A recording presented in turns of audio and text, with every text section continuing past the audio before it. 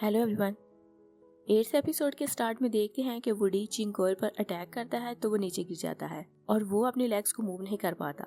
तो चिंगकोय से पूछती है कि क्या आप मेरे मेडिकल आर्ट को एक आर्ट समझते हैं कि नहीं। तो वुडी एडमिट करता है और उससे कहता है कि मैं अपनी टांगे क्यों नहीं हिला पा रहा। तो चिंगकोय से बताती है कि मैंने इन नीडल से आपकी बॉडी के मेरिडियंस को सील कर दिया है और इससे आपकी लेग्स मूव नहीं कर पा रही थी। और फिर वो नीडल्स निकालती है तो उसकी टांगे फिर से मूव करने लगती हैं। तो वुडी और बाकी सब उसका ये आर्ट देखकर बहुत हैरान थे और चाओफेन इस बात पर खुश था कि वुडी ने चिंगकोय को हर्ट नहीं किया।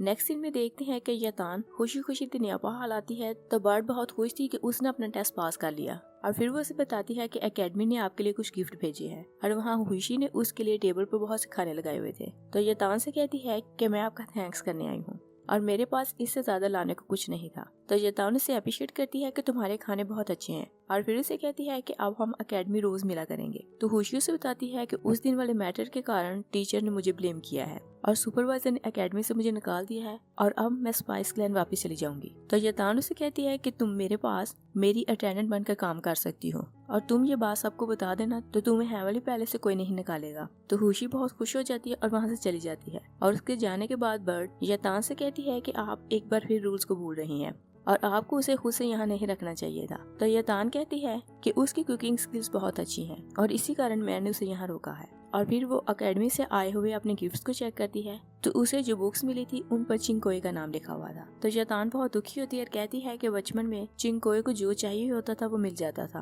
और फिर कहती है कि आज एकेडमी से ये गिफ्ट भी मुझे उसी के नाम पर मिला है। और बर्ड को बताती है कि चिंगकोय जानती थी कि मुझे पढ़ने लिखने का बहुत शौक है तो वो चोरी अपनी बुक्स मेरे रूम में फेंक जाया करती थी और फादर से झूठ बोलती थी कि मेरी बुक्स गुम हो गई हैं। और फिर वो बहुत इमोशनल होती है और कहती है कि चिंगकोय डीमन रैलम में बहुत सफर कर रही है और मैं यहाँ उसके नाम को यूज करके अपना सपना पूरा नहीं कर सकती। और वो चिंगकोय को बचाने की फिर से प्लानिंग करने लगती है और चिंगकोय को बचाने के लिए उसे डीमन वर्ल्ड जाना पड़ता और जैसे ही वो वहाँ जाने को सोचती है तो स्पेल उसे फिर हर्ट करता है। तो बर्ड से कहती है कि योके ने मुझे प्रॉमिस किया था कि जैसे ही मैं टेस्ट पास करूंगी तो वो ये स्पेल रिमूव कर देगा, मगर टेस्ट फिनिश होते ही वो गायब हो गया है और मुझे लगता है कि वो जानबूझकर ऐसा कर रहा है। और फिर कहती है कि मैं उसे ढूंढ कर रहूंगी। दूसरी साइड पे देखते हैं कि योकिन एकेडमी आया हुआ था और वहाँ आकर वो अपने 1500 साल पुराने नोट्स ढूंढ रहा था क्योंकि उसे लगता था कि इस तरह वो यतान को स्टडी में हेल्प कर सकता है।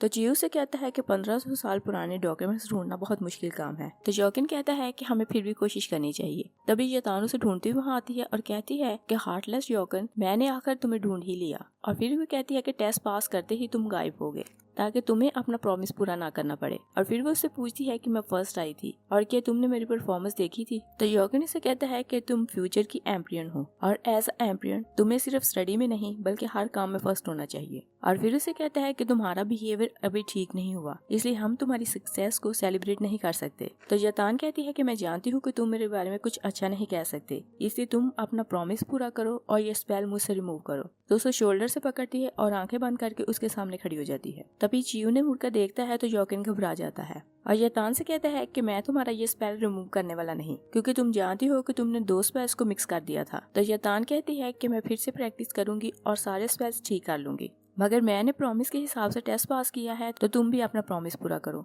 तो योगिन कहता है कि तुमने खुद कहा है कि तुमने स्पेल ठीक यूज नहीं किया था और स्टार डाइटी ने तुम्हें पास कर दिया है मगर मैंने तुम्हें पास नहीं किया। और फिर से कहता है कि जब तुम वर्दी एम्पियन बन जाओगी तो मैं ये स्पेल खुद तुम पर से हटा दूंगा। और वो चीज के सामने बहुत एम्बेरस था तो गुस्से में स्पेल यूज करके यतान को वापस पैलेस भेज देता है।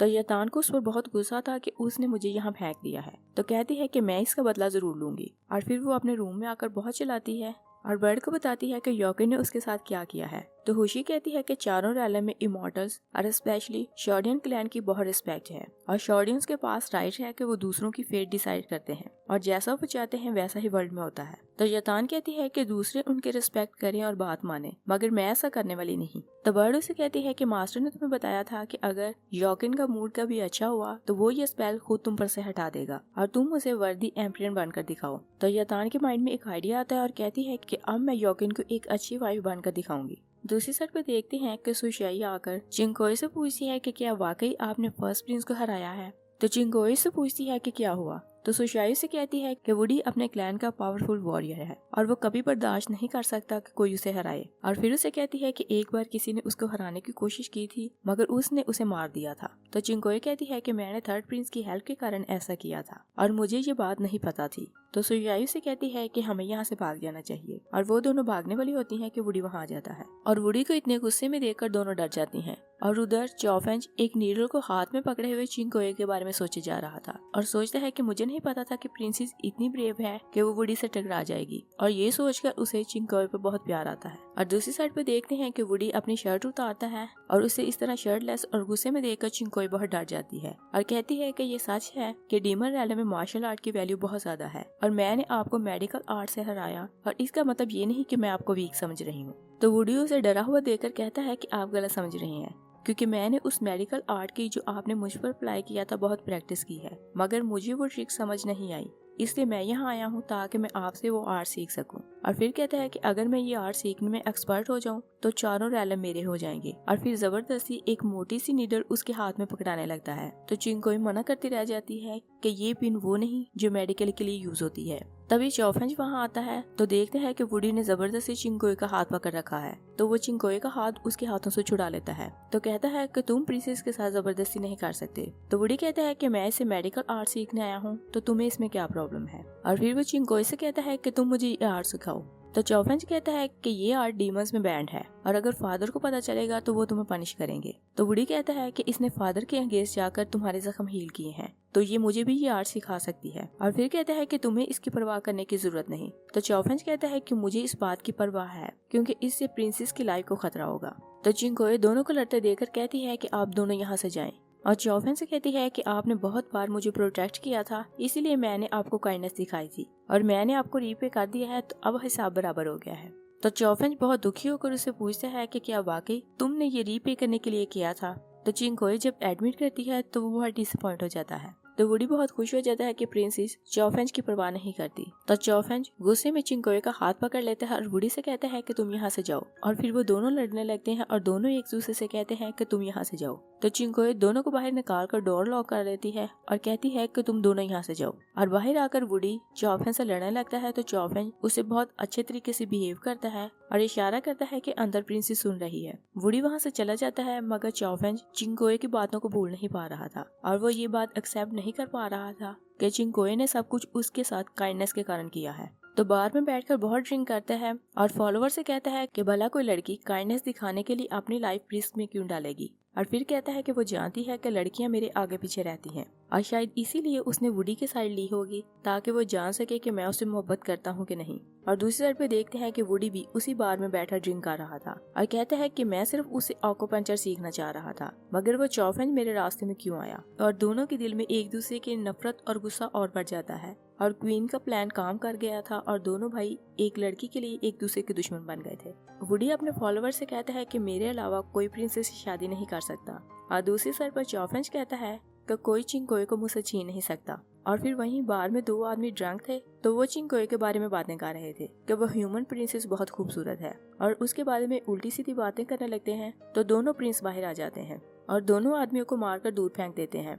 वुडी चॉफेंज से कहता है कि तुम प्रिंसेस शैतान से दूर रहना और ये कहकर वो चॉफेंज पर अटैक करता है तो चॉफेंज एक किक से ही उसे दूर गिरा देता है और वुडी काफी देर तक उठ नहीं पाता तो लोग उसे देखकर बातें करने लगते हैं कि थर्ड प्रिंस बहुत स्ट्रॉन्ग है। तो चॉफेंज को रियलाइज होता है कि उसने बहुत बड़ी मिस्टेक कर दी है तो सोचता है कि मुझे अपनी पावर शो नहीं करनी चाहिए थी। तो वो फौरन वुडी के सामने जाकर अपोलोजाइज करता है और शो करता है कि वो बहुत वीक है और वुडी उसे मारने लगता है तो उसके हाथ लगाने से पहले ही वो नीचे गिर जाता है और वुडी बेचारा सोचने लगता है कि मेरे पंच में इतनी फोर्स है कि हाथ लगाए बिना ही मैं किसी को हरा सकता हूँ। चॉफेंज उसे अपोलोजाइज करता है और उसकी झूठी तारीफ करता है कि आपके पंच में बहुत पावर है। दूसरी साइड पे देखते हैं कि डेंग्यू अपनी माँ से कह रहा था आपने ठीक गेस किया था कि दोनों प्रिंस मिले हुए थे और अब वो एक लड़की के लिए पब्लिक में लड़ रहे हैं। तो क्वीन कहती है कि वो दोनों हमारे दुश्मन हैं और अगर दोनों मिल जाते तो उनकी पावर ज्यादा हो जाती, इसलिए तुम नेक्स्ट टाइम उन्हें कभी इकट्ठे न होने देना। नेक्स्ट सीन में देखते हैं कि प्रिंसेस यातान अपना सारा सामान उठाकर यॉकिन के पैलेस शिफ्ट हो जाती है।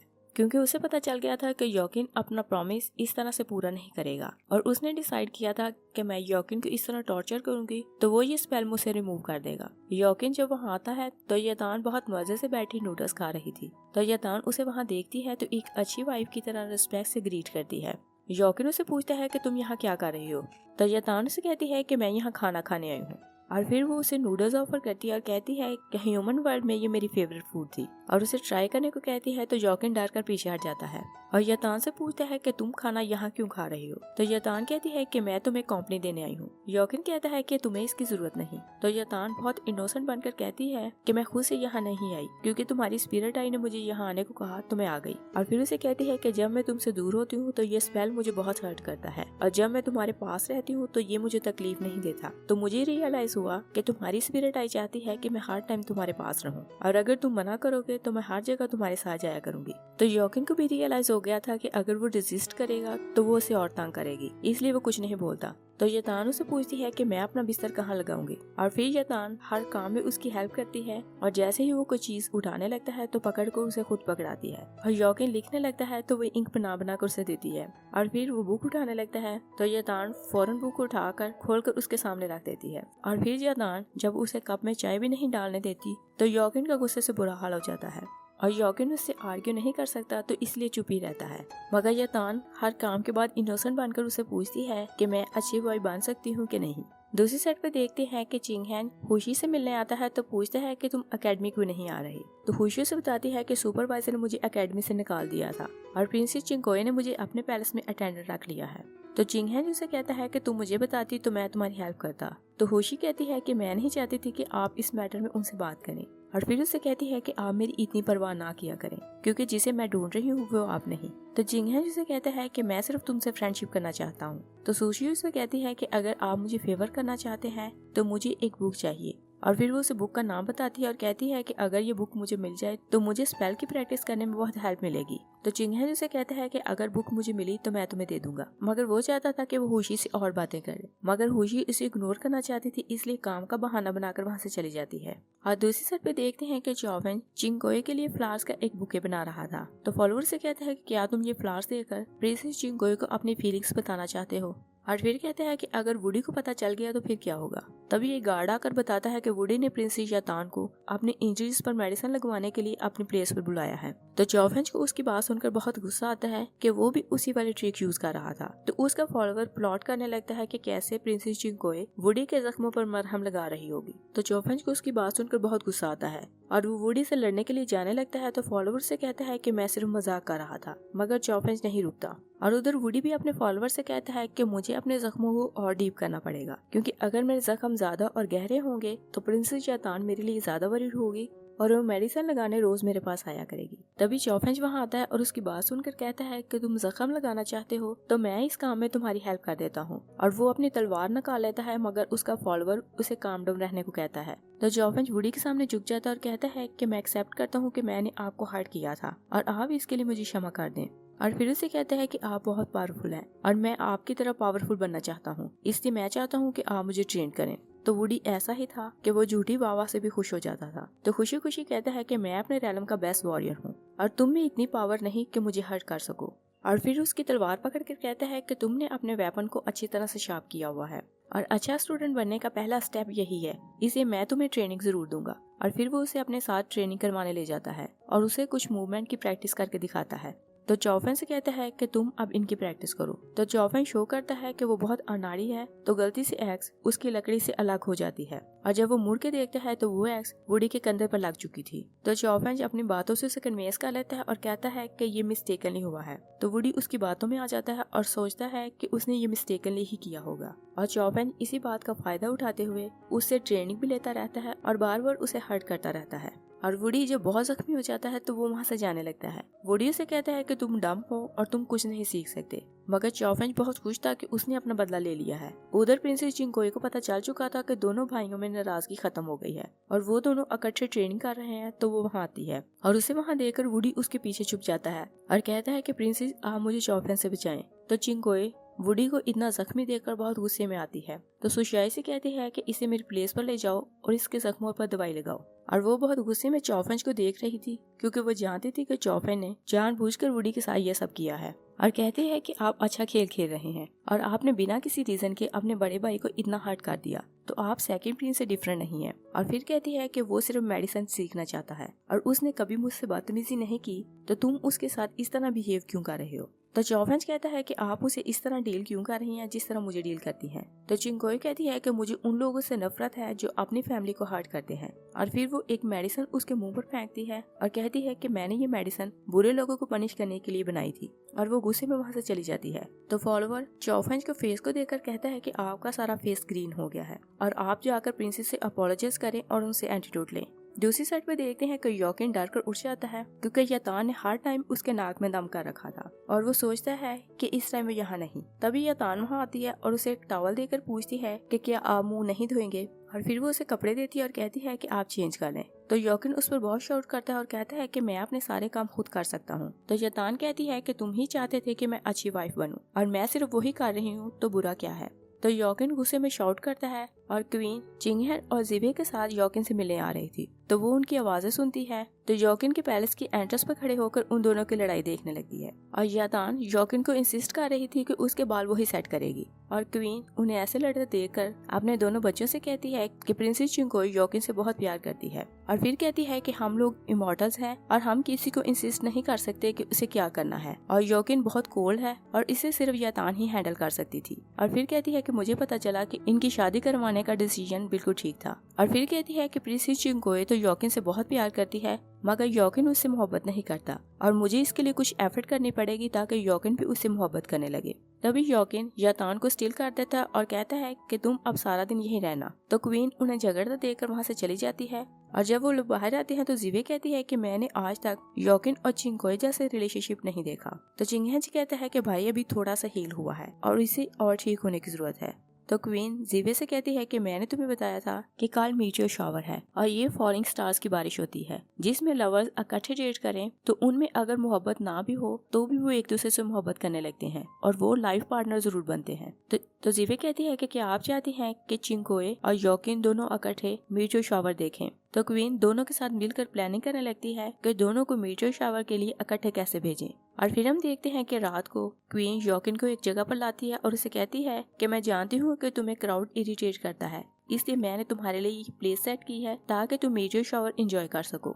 तो योकिन समझता है कि क्वीन भी वहाँ रुकेगी, इसे कहता है कि मैं सर्वेंट से कहकर यहाँ आपके लिए अरेंजमेंट करवा देता हूँ। तो क्वीन इसे कहती है कि मैं यहाँ नहीं रुकूंगी। तभी जिवे और चिंगहेन यातान को लेकर वहाँ आते हैं तो योकिन की सारी खुशी खत्म हो जाती है। तो क्वीन कहती है कि मैं नहीं चाहती थी कि तुम यहाँ अकेले मीटियोर शावर को देखो, इसलिए मैंने प्रिंसेस चिंगोई को तुम्हें कंपनी देने के लिए बुलाया है। तो योकिन कहता है कि मुझे कुछ जरूरी काम है इसलिए मैं यहाँ नहीं रुकूंगा। तो यातान क्वीन से कहती है कि आप चिंता ना करें क्योंकि योकिन को मेरे होते हुए कोई परेशानी नहीं होगी, और क्वीन वहाँ से चली जाती है। तो योकिन उसे कहता है कि मैं तुम्हारी शक्ल नहीं देखना चाहता, मगर यातान उसे वहाँ पड़ी हुई खाने की चीजें सर्व करने लगती है और तीनों मास्टर्स चुप कर उन्हें देख रहे थे। तो एक मास्टर कहता है कि मैं इन लोगों के लिए रोमांटिक म्यूजिक प्ले करूंगा और जब ये लोग म्यूजिक सुनेंगे तो इन्हें एक दूसरे से मोहब्बत हो जाएगी। तो लेडी टीचर कहती है कि मैं स्पेल कास्ट करके फूलों की पत्तियां इन पर बरसाऊंगी तो उन्हें लगेगा कि फूलों की बारिश हो रही है।